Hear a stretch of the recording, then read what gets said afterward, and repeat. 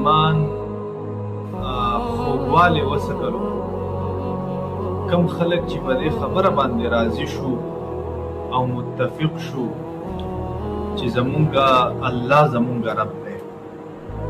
نو چې کله انسان دا عقیده وساتي او په دې باندې خپل یقین جوړ کړي چې الله زما رب دی،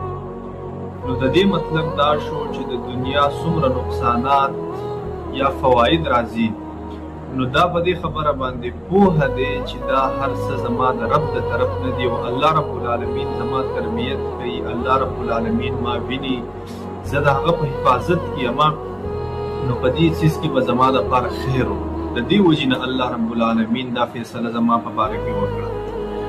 دغه رنګې وبالاسلام دینا، او اسلام خپل دین د خپل د زندګۍ دپاره چې کوم راه